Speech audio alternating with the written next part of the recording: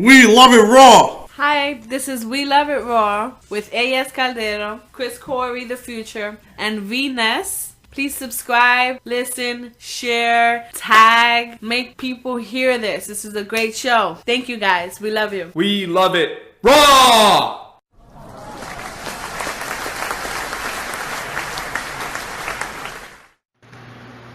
When you talk about hell, you instantaneously think fire all around. Well, Sunday night, that's exactly what happened. As we went into the depths of hell.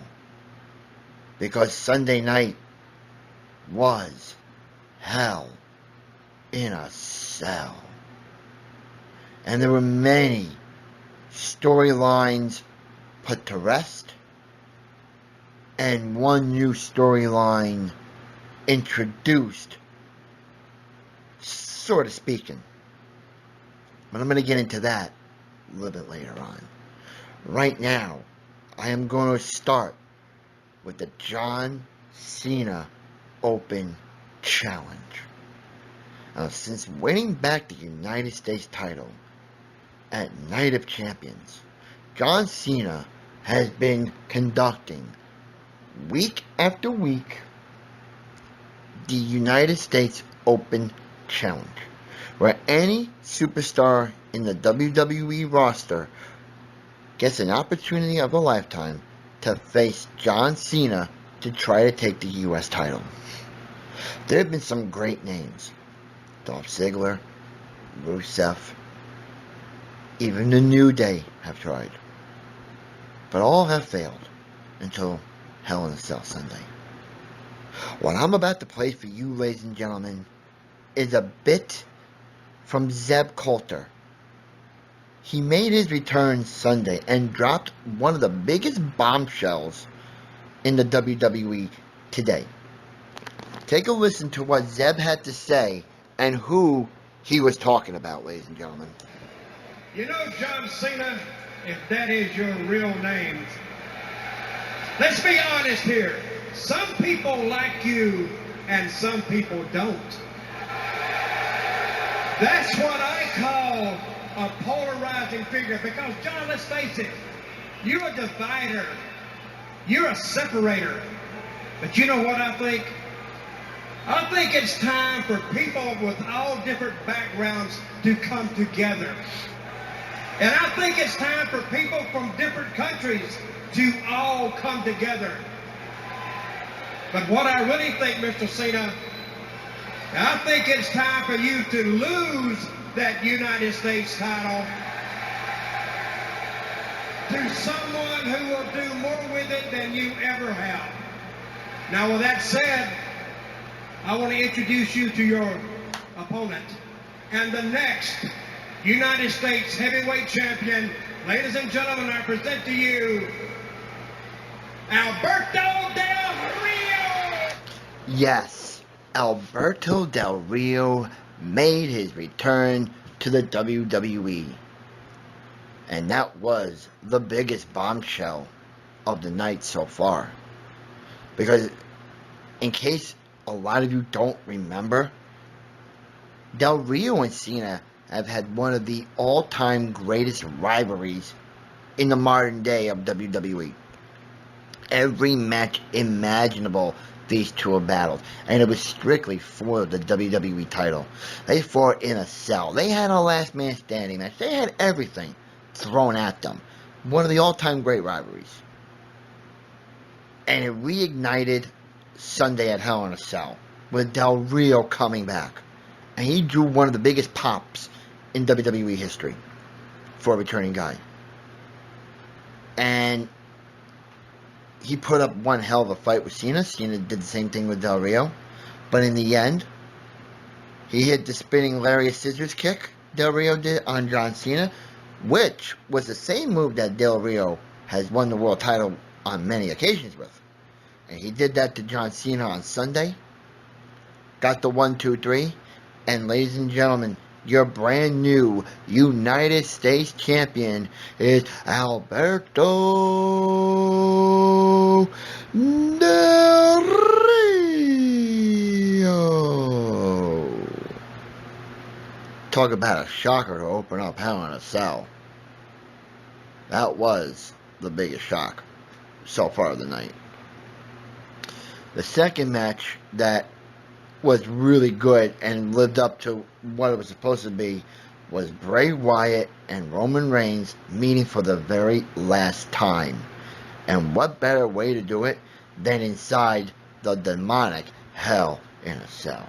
Now, these two have had one of the longest rivalries to date in the WWE, dating back all the way to June at the Money in the Bank pay-per-view, when Roman Reigns was one rung away from getting the briefcase, cementing himself as Mr. Money in the Bank, Mr. Future WWE Champion. Bray Wyatt comes, takes Roman out of the picture, ignites one of the biggest rivalries in the WWE right as of now. And these two have had many matches thrown at them. Alright, they've been through all over the arena, all over backstage, many a different matches. I can recall our last man standing match, a no DQ. Anything thrown at them, they overcame it. And what better way to end this long, heated rivalry than inside Hell in a Cell.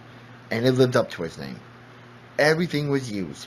Chairs, candlesticks, punches, verbal words, and even tables.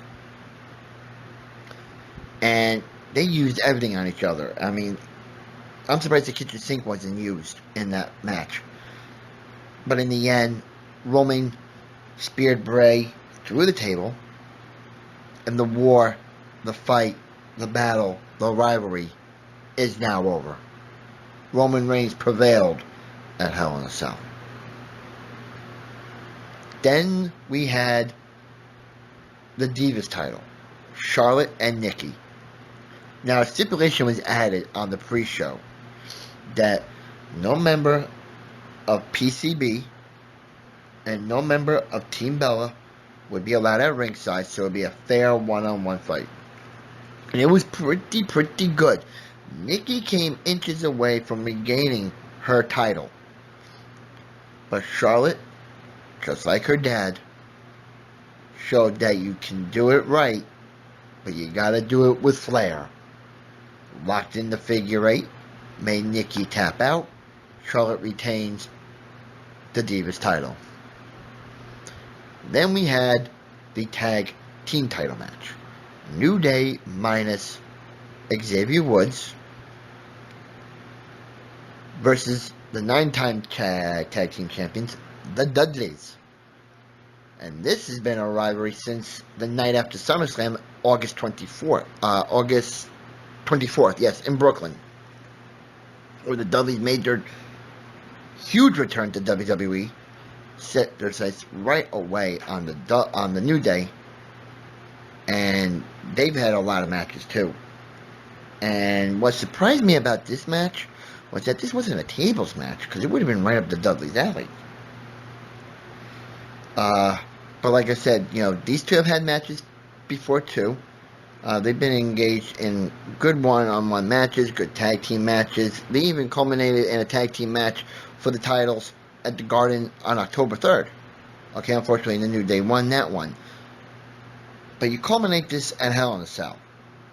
And the Dudleys hit the 3D. And I thought literally we were just inches away, mere seconds, from crowning new WWE Tag Team Champions for the 10th time in the Dudleys. But Big E hit Devon with the trombone, got the win. Thus, the Dudleys failed at becoming Tag Team Champions for the 10th time. The New Day regained and retained their titles. Side matches that were there, we had a 6-man tag match. Cesaro, Neville, and Ziggler versus Stardust, Barrett, and Sheamus. Ziggler's team won that match. And we had the Intercontinental Championship match.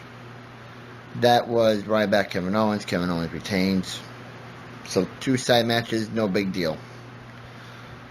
The last 2 matches of the Hell in a Cell were first the WWE title, Seth Rollins versus Demon Kane. Now, the stipulation in this match, ladies and gentlemen, was that if Demon Kane loses his match and fails to win the WWE title, he is no longer the director of operations, is Corporate Kane.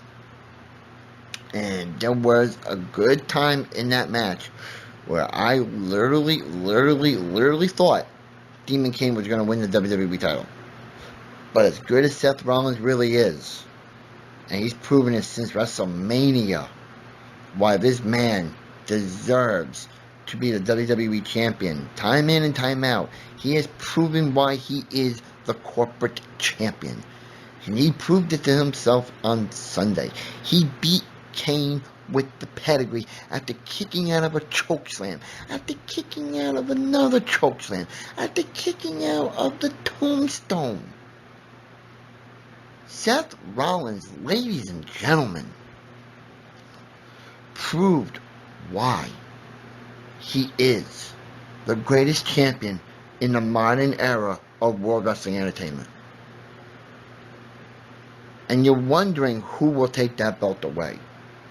We got our answer on Monday Night Raw, and I'm going to get into that a little bit later on.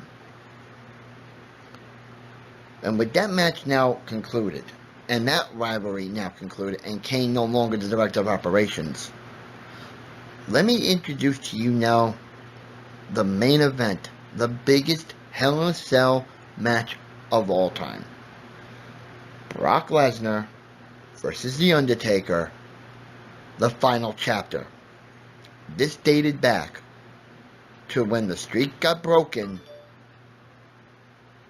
at WrestleMania 30 by Brock Lesnar beating The Undertaker. SummerSlam, Undertaker extracted revenge, low blow, Undertaker wins. We're even at 1. Now, Sunday, Hell in a Cell.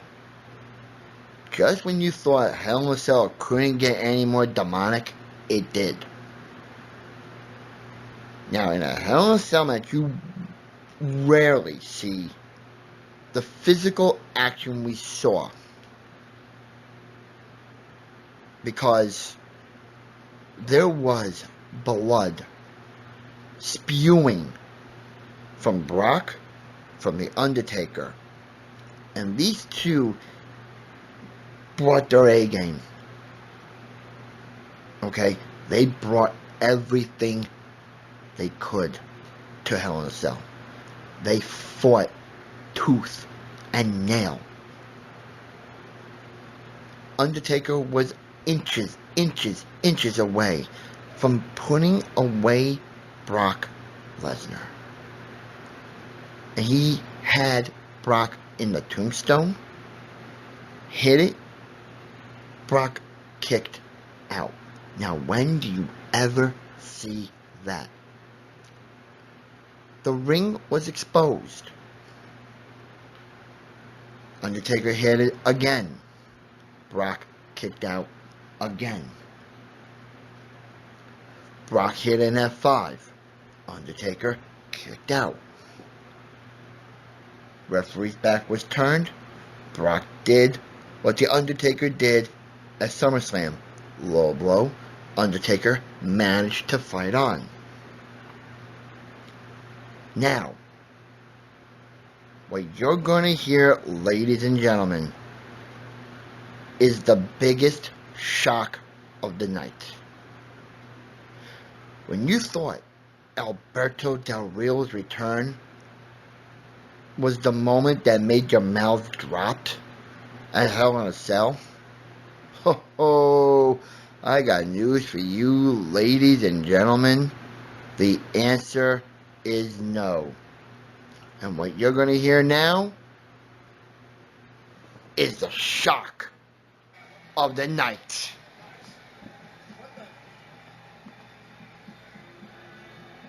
My God, why would they say it coming up here now? It's not only Bray Wyatt, it's his Wyatt family. Why ruin this moment?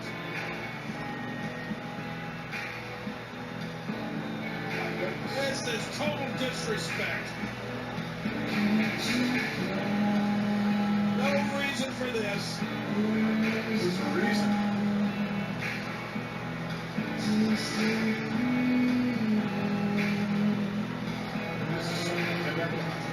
I don't want to see this.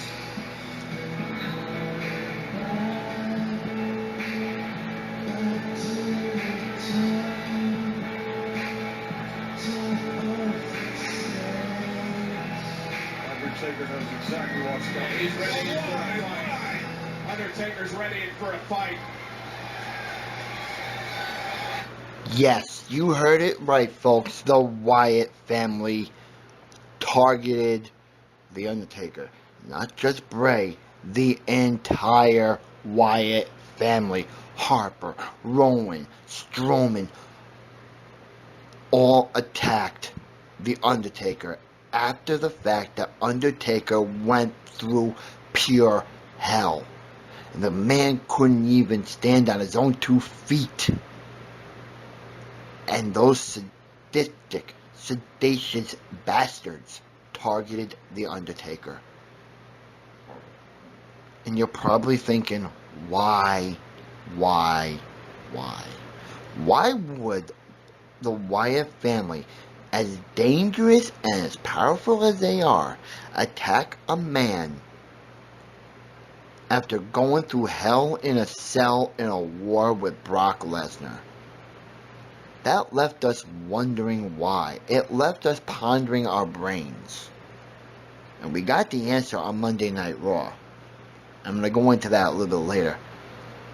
But the sights and the sounds and the awe-dropping moment was of the Wyatts making their return to target the dead man. And what they did at the end really brought back a memory of what The Undertaker did to Stephanie McMahon during the Attitude Era. And the picture brought back that eerie memory that The Undertaker's been sacrificed. But for what reason? Only one can imagine why. And only can one imagine what's going to happen as we approach Survivor Series next month. But ladies and gentlemen, that concludes Hell in a Cell. It was war. It was fathomable. It was destruction. Shocking. And yet disturbing. Hell in a Cell lived up to its meaning, and it lived up to the expectations that we as WWE fans know and expect on a daily basis. Hell in a Cell is now in the books. With Hell in a Cell now in the record books, we turn our attention to Monday Night Raw, the fallout from Hell in a Cell. It is now also time to start thinking about the Survivor Series next month. But before we head into Survivor Series, let's start Raw with a bang. We started with the greatest faction in the modern day era of the WWE, The Authority.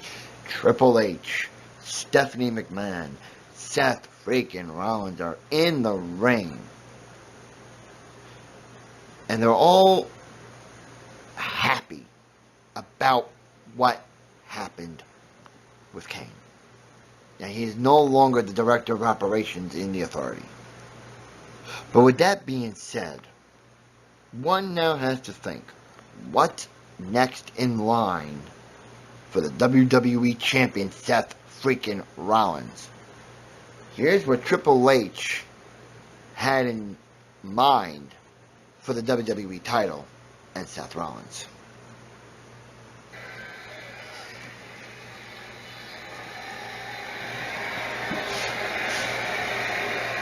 Seth, you are, without a doubt, the greatest superstar of your generation and no doubt on your way to the WWE Hall of Fame. But as a result, you've left us in kind of an awkward situation. You have left us in an awkward situation, as everybody here knows. You've kind of cleaned out the WWE. You've beaten everybody there is to beat. I mean, it's a tough spot, so what we have to do now we have to let people earn the right. They got to dig, scratch, claw. They got to fight their way up to earn the right, to earn the privilege of stepping into the ring with the WWE World Heavyweight Champion Seth Rollins. And that is exactly what people are going to do tonight. See, tonight, we're going to take winners from last night and they are going to compete in this very ring. The winners of those matches will go on to a fatal four-way match later tonight. The winner of that fatal four-way match here tonight will have earned the right to be called the #1 contender. They will have earned the right to step into the ring with you. They will have earned the privilege of getting beaten by Seth Rollins. What a way to kick off Raw with that blockbuster announcement. A fatal four-way match. Compelling of 4 men who won at Hell in a Cell.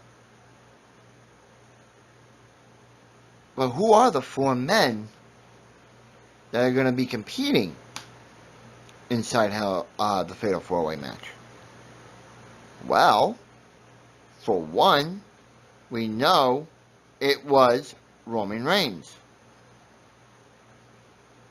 So let's find out, ladies and gentlemen, what good old Roman Reigns has to say in response to what the Authority said about the WWE title. Yeah, I'm sure Roman's going to do that.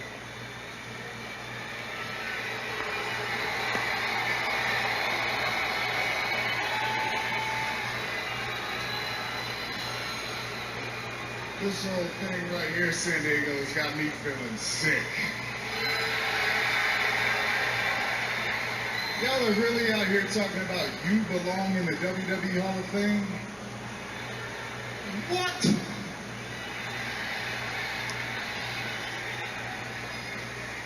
After tonight, you're looking at the #1 contender.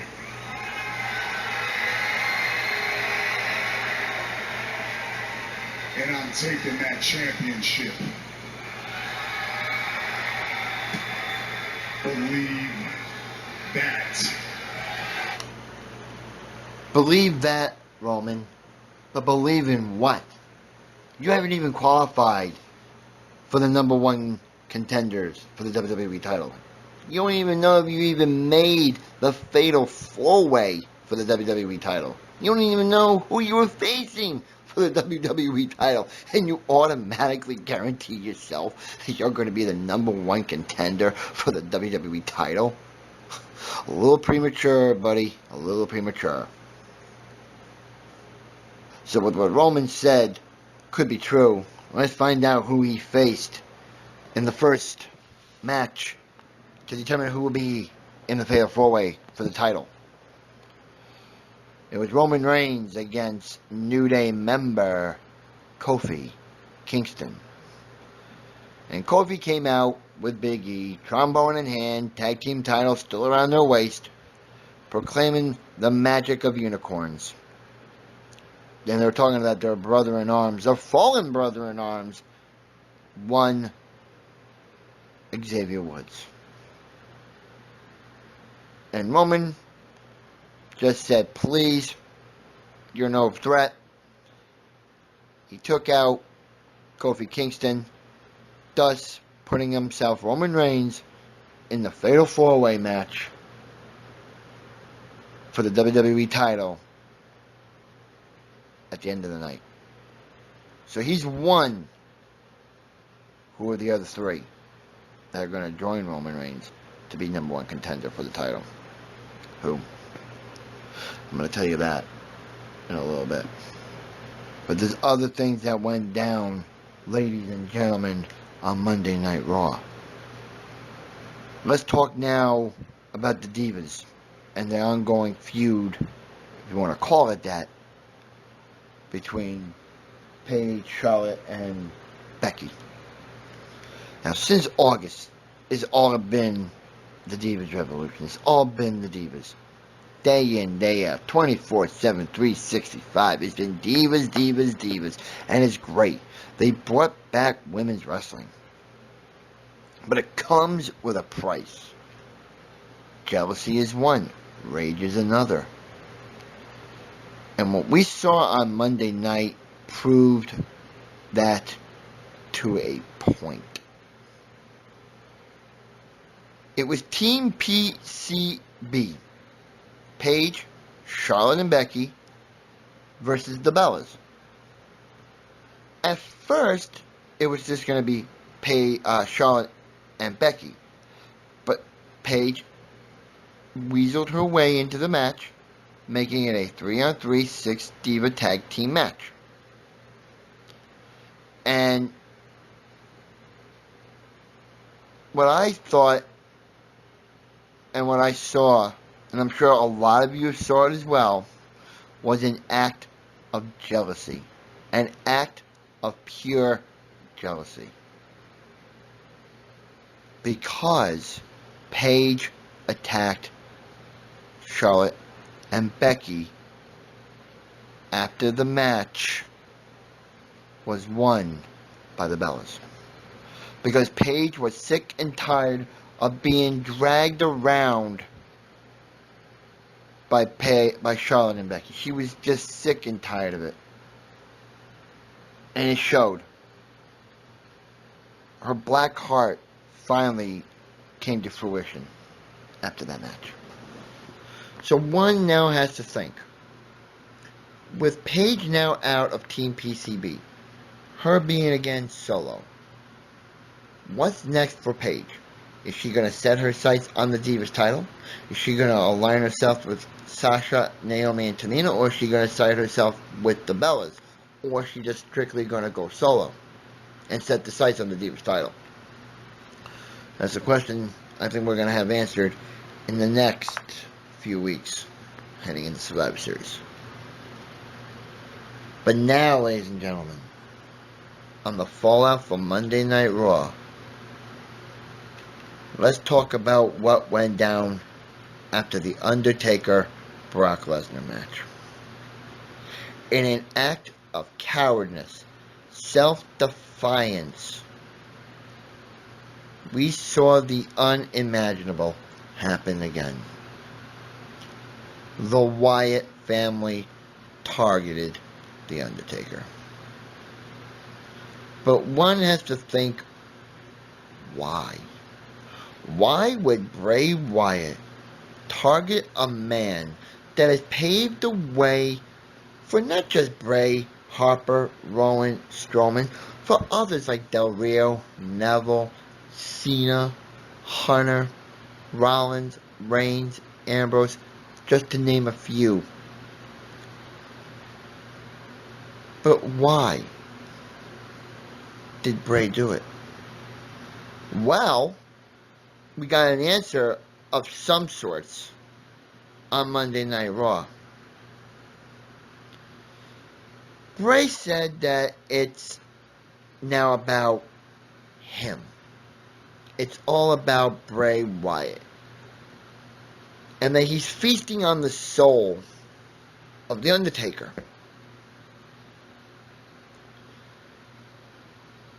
But one still has to think, why?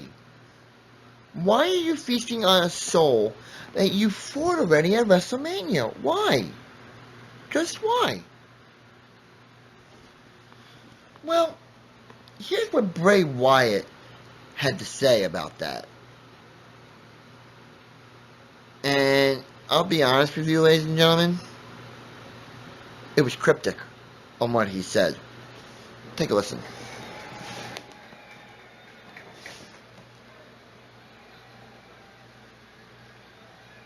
For 25 years, The Undertaker has walked among the darkness and the light.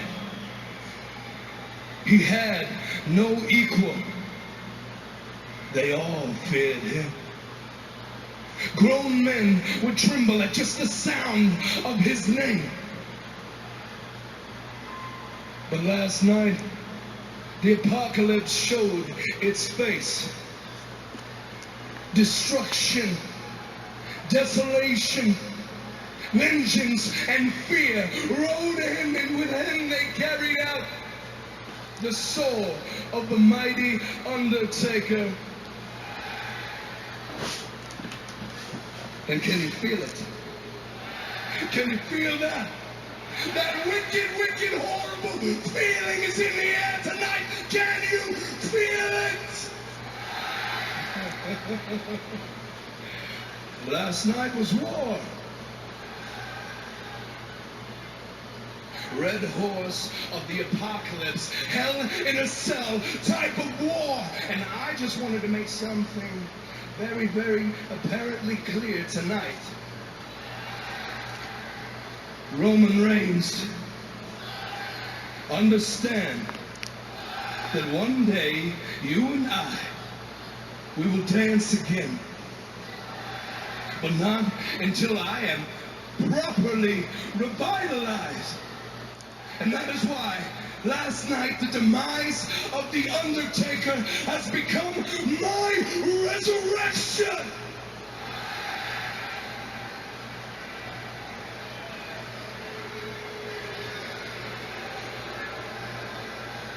And believe me, you can't understand. But once you've had a taste of that kind of power, man, it consumes you. It becomes you. There is no turning back. You are now addicted. And that is why, right now, as I am speaking, I am feasting on the soul of The Undertaker, and I want more. I have to have more. I need more. And I will not stop until there is nothing left of The Undertaker. Until he is just a distant memory, forgotten and lost. Bones on the ground as I ascend to my throne.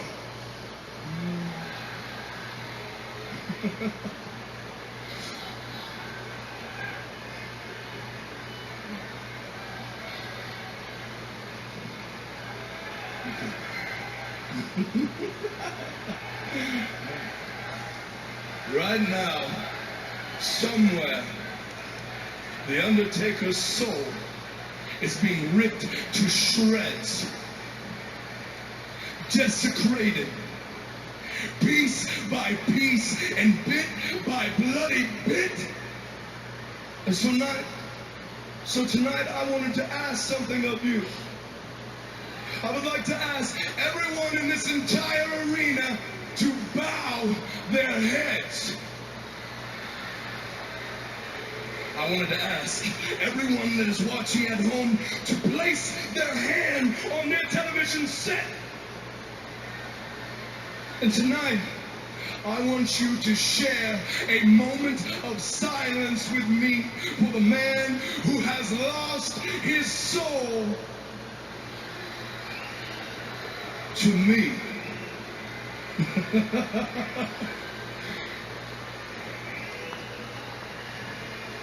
Rest in peace, Phenom. Talk about cryptic. Talk about sadistic. Bray Wyatt made it clear that The Undertaker is just a mere figment of the WWE.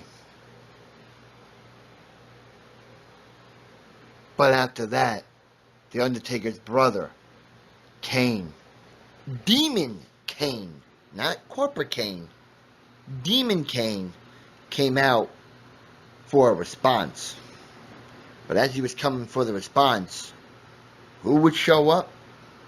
Braun Strowman, Eric Rowan, Luke Harper, the rest of the demonic, powerful Wyatt family with Bray in the corner. And what we saw is what we saw Sunday at Hell in a Cell. The same fate lied for Kane. Tried to take out the entire members of the Wyatt, but the numbers were too much. Braun Strowman was too much. The entire family was too much. And they laid waste and did the exact thing.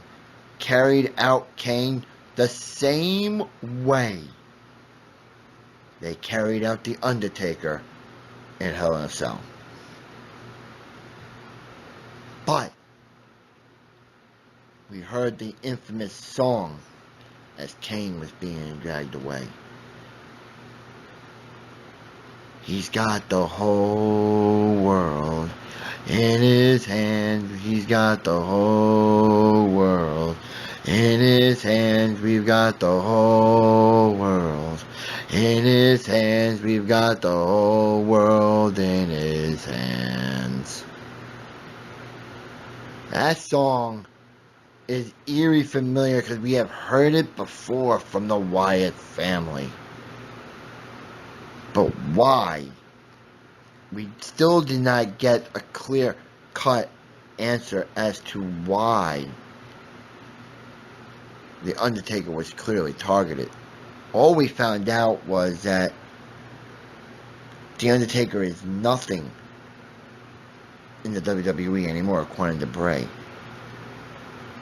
But what does the Wyatts have planned for the Brothers of Destruction now that they are both in the grasps of the Wyatts? I'm hoping we find out leading up to Survivor Series.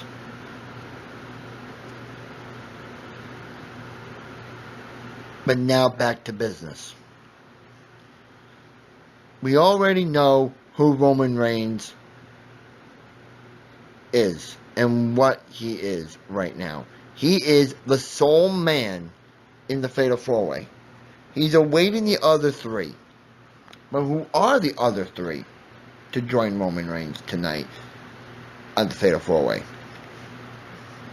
Well, we found out Kevin Owens would join him. He fought Cesaro in a great match. The Swiss Superman almost cemented himself in the Fatal 4-Way, but came up just a bit short. Kevin Owens instituted the pop-up powerbomb on Cesaro, and thus Kevin Owens is now with Roman Reigns in the Fatal 4-Way. 2 up, 2 down, 2 to go. Who are the other two? Dolph Ziggler is another one. He joined the ranks of the Fatal 4-Way. He defeated Big E. So with 3 up, 3 down, there's 1 more spot left. Who is the last man? Well, it was Alberto Del Rio, the brand new United States champion. He beat Neville, and thus the field is set. The Fatal 4-Way field is now set. On Raw, we had Roman Reigns, Kevin Owens, Dolph Ziggler, Alberto Del Rio. One of these men will go to Atlanta, Survivor Series, to face Seth freaking Rollins. Well, ladies and gentlemen, the winner of the Fatal 4-Way match is Roman Reigns.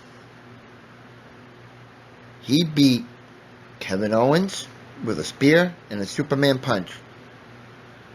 They took out together Alberto and Dolph Ziggler. So with that now being said, with that now done, Roman Reigns has now set his sights, his eyes on the WWE title. He's had a chance at that title once at WrestleMania in Santa Clara, California, in San Fran, but came up short. Had another chance at Money in the Bank, was thwarted by the Wyatts. Now he has another chance, but this is now a one-on-one chance, and the chance of a lifetime for Reigns. He's only held one championship in the WWE, and that was the tag team title years ago as a member of the Shield. But now he has a chance to be the man. A chance that nobody else has done in WWE, and that is take the WWE title from Seth freaking Rollins.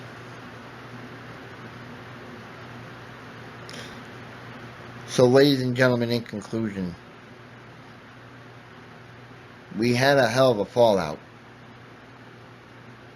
We had a hell of a night on Monday Night Raw.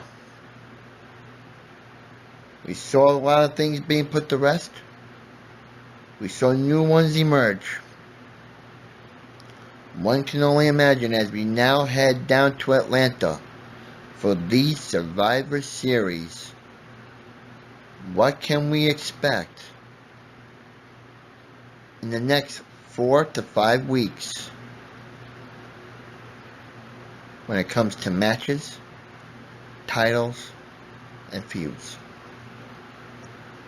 I want you all to stay tuned to We Love It Raw as we give you a breakdown of what went on Raw leading up to the Survivor Series.